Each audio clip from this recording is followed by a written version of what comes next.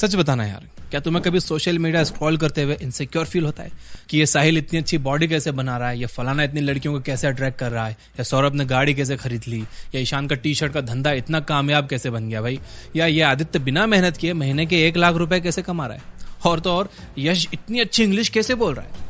पहले तो इसके भी मेरे ही जैसे हाल थे।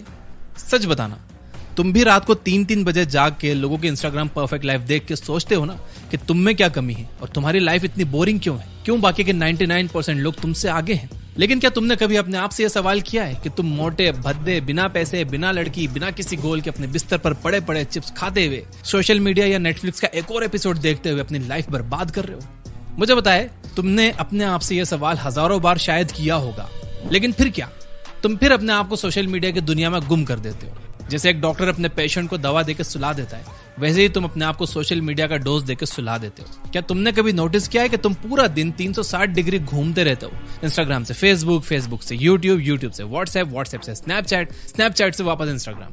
अगर देखा जाए तो तुम्हारी पूरी लाइफ 360 डिग्री बस वर्चुअल रियलिटी में घूम रही है। तुम बस रियल काम और मेहनत को अवॉइड करने के तरीके ढूंढ रहे हो। तो अगर तुम 99% लोगों से आगे निकलकर उन 1% एलीट लोगों के क्लब में आना चाहते हो और अपने आप को आईने में देख के प्राउड फील करना चाहते हो, तो जो कहानी मैं तुम्हें सुनाने वाला हूं उसे ध्यान से सुनो और इस कहानी में बताई गई सिर्फ एक चीज करो, और मैं वादा करता हूं कि तुम बड़ी आसानी से 99% लोगों से आगे निकल जाओगे और 3 महीनों में, हाँ सिर्फ 3 महीनों में अपने आप को इतना बदल दोगे जितना लोग सालों में भी नहीं बदल पाते। तैयार हो तो कमेंट कर दो आई एम रेडी, क्योंकि जिंदगी बदलने वाली है दोस्त।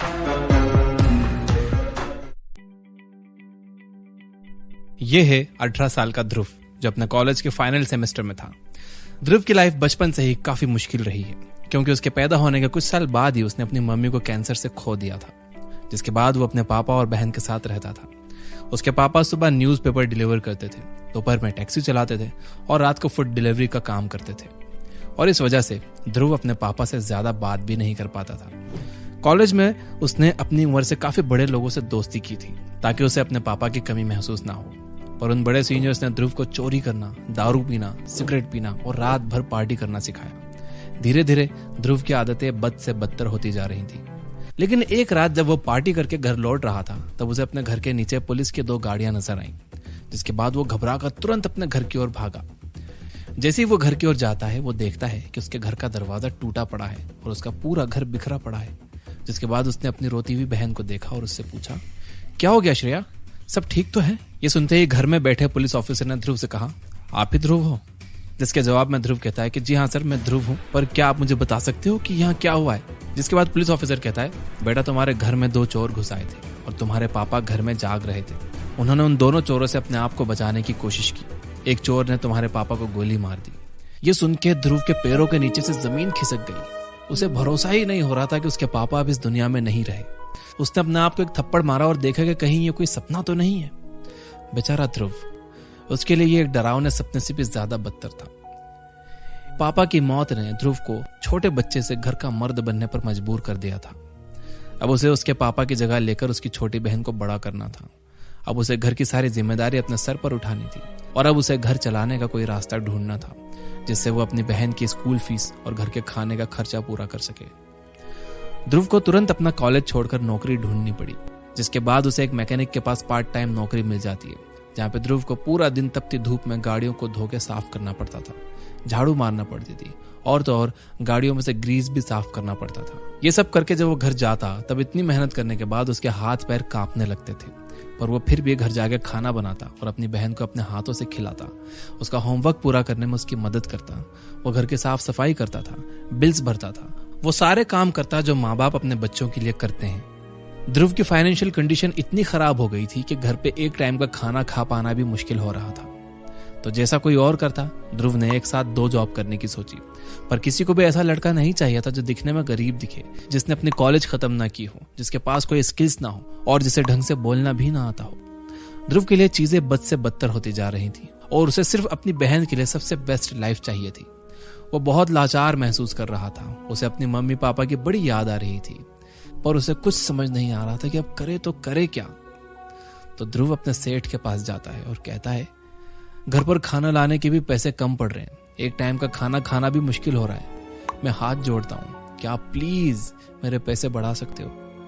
जिसके जवाब में उसका सेठ कहता है, देख बेटा, जितना मैं तुझे अभी दे रहा हूँ उससे ज्यादा तो नहीं दे सकता, पर मैं काम कर सकता हूँ, तुझे मैकेनिक की जॉब दे सकता हूँ अगर तू मेरे टेस्ट में पास हो जाए तो, क्योंकि हमारा अभी का मैकेनिक काम छोड़ के जा रहा है और हमें नए मैकेनिक की सख्त जरूरत है। बोल, करेगा काम, करेगा गाड़ी रिपेयर, देगा टेस्ट? तब ध्रुव बिना कुछ सोचे समझे हाँ बोल देता है और कहता है, जी बिल्कुल पाजी, मुझे गाड़ियां रिपेयर करने के बारे में थोड़ा बहुत पता है और मैं एकदम अच्छे तरीके से काम करूंगा। यहाँ पे ध्रुव झूठ बोल रहा था, पर उसे पैसों की इतनी जरूरत थी कि उससे रहा नहीं गया और उसने झूठ बोल के अपने सेठ को मना लिया। पर सच कहूं तो ध्रुव को इस बात का कोई अंदाजा नहीं था कि आगे उसके साथ क्या होने वाला है। ध्रुव के सेठ कहते हैं कि अगले 3 महीनों में मैं 3 मैकेनिक्स का टेस्ट लेने वाला हूँ कि सबसे जल्दी कौन गाड़ी फिक्स करता है, तो उनमें से एक तेरा नाम भी जोड़ देता हूँ। ये सुन के ध्रुव पूरे तरीके से डर जाता है, क्योंकि उसने कभी ये नहीं सोचा था कि उसके सामने कोई और भी कॉम्पीट करेगा। इस बात ने ध्रुव के एक्सप्रेशंस चेंज कर दिए और उसके चेहरे पर शिकन आ गई, जिसके बाद उसने सेठ से पूछा कि बाकी के जो 3 लोग हैं उन्हें कितने साल का एक्सपीरियंस है गाड़ियां रिपेयर करने में। तो उसके सेठ जवाब देते हुए कहते हैं कि तीनों लड़कों को 10-10 साल का एक्सपीरियंस है। ये सुन के ध्रुव और भी घबरा गया और उसने सेठ से कहा कि सर, इन लोगों से मैं कैसे जीत सकता हूँ, इन्हें तो मुझसे कई ज्यादा सालों का एक्सपीरियंस है, मैं कैसे कर पाऊंगा। जिसके बाद उसके सेठ उसे एक बुक देते हैं और कहते हैं कि जितना भी मैंने इन गाड़ियों के बारे में सीखा है ना बेटा, ये मोटी किताब में लिखा हुआ है, अगर तू ये किताब पढ़ लेता है ना तो तू बड़ी आसानी से उन लोगों की बराबरी कर पाएगा। 3 हफ्ते हैं तेरे पास। ये सुन के ध्रुव की जान में जान आ गई। उसे ऐसा महसूस होने लगा कि मानो उसने दुनिया जीत ली हो। उसने अपने आप से बात करना शुरू कर दी, देख ध्रुव, अगले 3 हफ्ते लगातार दिन रात ये बुक पढ़ेगा तो शायद तुझे ये ज्यादा पैसे देने वाली नौकरी मिल जाए और शायद तू अपनी बहन का और बेहतर तरीके से ध्यान रख सके। जिसके बाद ध्रुव अगले 3 हफ्तों तक बुक लेकर हर एक लाइन को 1000 बार पढ़ने लगा, मानो वो रट्टा मारने की मशीन बन चुका हो। रात को सोते सोते कार के हर पार्ट को विजुअलाइज करके देखने लगा। उसके बाद वो अपने मन ही मन में प्रॉब्लम्स बनाता और अपने मन ही मन उसके जवाब देता कि अगर कार की कंडीशन ऐसी हुई तो पहले मैं यहाँ पे चेक करूंगा, फिर मैं चौक दूंगा, फिर मैं इंजन स्टार्ट करूंगा, एक्सेट्रा एक्सेट्रा। उसके पास खुद की कार ना होने की वजह से वो रियल कार पे प्रैक्टिस नहीं कर पा रहा था, पर उसके गैराज में जो भी कार आती थी वो उसे बड़े ध्यान से ऑब्जर्व करता था कि हर पार्ट मूव कैसे कर रहे हैं। मानो वो कार में इतना घुस चुका था कि वो नींद में भी गाड़ियों के पार्ट्स के बारे में ही बड़बड़ करता था। और जब कभी वो थक जाता था और उसमें मेहनत करने की हिम्मत नहीं बचती थी तो अपने घर के किचन के खाली डब्बे देखता और अपने पापा के फोटो देखकर फिर खड़ा होता और फिर से एक वॉरियर की तरह अपनी परेशानियों से लड़ता था।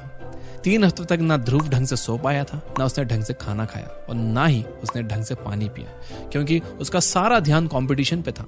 जिसके बाद फाइनली वो दिन आ जाता है जिसके लिए ध्रुव इतनी प्रैक्टिस कर रहा था। गैराज में जाते ही ध्रुव तीनों मैकेनिक्स को देखता है। वो तीनों अपने अपने टॉवेल्स और टूल्स लेकर बड़े आराम से खड़े थे। जिसके बाद ध्रुव का सेठ उससे पूछता है, और बेटा सब ठीक, तू रेडी है? ये सुनकर ध्रुव तुरंत स्माइल करता है और सेठ की हाँ में हाँ मिलाता है। जिसके बाद सेठ कहते हैं कि आप चारों के सामने जो गाड़ियां हैं उनके इंजन में सेम प्रॉब्लम है, जो पहले इंजन को ठीक करके गाड़ी शुरू करेगा नौकरी उसकी। सबने हाँ में हाँ मिलाई, पर ध्रुव को बड़ी बेचैनी हो रही थी। लेकिन समय शुरू होता है और सब गाड़ी ठीक करने लग जाते हैं। ध्रुव वहां पे खड़े खड़े मैकेनिक्स के टूल्स की आवाजें सुनते सुनते पहले अपने दिमाग में एक मेंटल लिस्ट बनाता है कि मोस्ट कॉमन प्रॉब्लम्स क्या होती हैं गाड़ी शुरू होने में। जिसके बाद वो कुछ बेसिक और कुछ एडवांस प्रॉब्लम्स सॉल्व करके गाड़ी ठीक करता है, पर फिर भी गाड़ी शुरू नहीं होती। जिसके बाद ध्रुव जब अपना पसीना पहुंच रहा होता है तब नोटिस करता है कि उसके हाथ बहुत काले हो गए थे। वो सोचता है कि उसके हाथ इतने ज्यादा काले क्यों हो रहे थे। तब उसे समझ में आता है कि उसने अपने हाथ गाड़ी के एयर फिल्टर पर रखे हुए थे। ये सोचते ही उसे बुक की एक लाइन याद आ जाती है कि कैसे जाम एयर फिल्टर कार को बर्बाद कर देता है और कार को चालू होने से रोकता है। जिसके बाद वो तुरंत एयर फिल्टर को साफ करने लगता है और उसके चेहरे पर एक बड़ी स्माइल आ जाती है, क्योंकि उसे पता था कि यही वो सॉल्यूशन है। जैसे ही वो कार फिल्टर साफ कर लेगा उसकी कार शुरू हो जाएगी। जिसके बाद वो फिल्टर साफ कर ही रहा होता है कि उतनी देर में एक मैकेनिक अपनी गाड़ी स्टार्ट कर देता है और कंपटीशन वहीं खत्म हो जाता है। जिसके बाद सेठ उस मैकेनिक को अंदर ले जाकर काम पर रख लेते हैं और बाकी लोगों को जाने के लिए कहते हैं।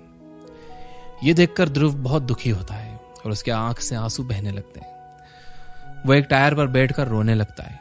जिसके बाद उसके सेठ बाहर आकर उसे पूछते हैं, क्या हुआ बेटा, तू रो क्यों रहा है? ध्रुव रोते रोते कहता है, मैंने बहुत मेहनत की थी ये टेस्ट पास करने के लिए, ताकि मैं थोड़े और पैसे कमा पाऊं, मेरी बहन का ख्याल रख सकूं, उसे पढ़ा सकूं, पर सब धरा का धरा रह गया सेठ जी। सेठ जी कहते हैं, किसने कहा बेटा कि तुझे नौकरी नहीं मिली? ये सुन के ध्रुव अचानक से खड़ा हो गया और सेठ से पूछता है, हैं? मतलब?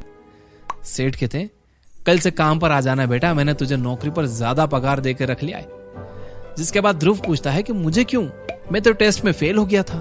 तो उसके सेठ कहते हैं कि जो लड़का 3 हफ्ते मेहनत करके 8-9 साल वाले मैकेनिक को टक्कर दे सकता है, भला उसे कोई कैसे जाने दे सकता है? बेटा तुझे कोई अंदाजा नहीं है कि तूने क्या कर दिखाया है। मैं जब तुझे साइड से देख रहा था ना, तब मुझे पता था कि तूने बहुत अच्छे से पढ़ाई की है और तुझे सॉल्यूशन भी मिल गया है। बस फर्क इतना था बेटा कि ये दूसरे मैकेनिक ये काम 8-9 साल से कर रहे हैं और तू बस 2 हफ्तों से। तो तू ही बता बेहतर कौन हुआ, तू या ये लोग? ध्रुव अपने सेठ का हाथ जोड़ता है और उन्हें थैंक यू बोलता है। देखते ही देखते ध्रुव अपने गैराज का नंबर 1 मैकेनिक बन जाता है। जिसके बाद वो कुछ सालों में खुद का गैराज खोलता है और उसे भी सक्सेसफुल बनाता है। और फिर ध्रुव उसकी बहन खुशी खुशी रहते हैं। ये एक स्टोरी को एक लाइन में समराइज किया जाए तो कह सकते हैं कि the wolf on the top is never as hungry as one climbing it. जिसका सीधा सा मतलब यह है कि अगर आपको किसी चीज की भूख है और अगर आप पागलों जैसे मेहनत करने के लिए तैयार हो और आप अपना सब कुछ, वो एक चीज जो आपको चाहिए उसके लिए सब कुछ कॉम्प्रोमाइज करने के लिए तैयार हो, तो ये बात कोरे कागज पर लिख दो, आपको वो अचीव करने से कोई नहीं रोक पाएगा। बात समझ आ गई हो तो कमेंट में यस जरूर लिख देना और इस वीडियो को लाइक जरूर करना ताकि ये ज्यादा से ज्यादा लोगों तक पहुंच सके। Finally, you guys are amazing, keep reading, keep learning, keep growing. Thank you for watching.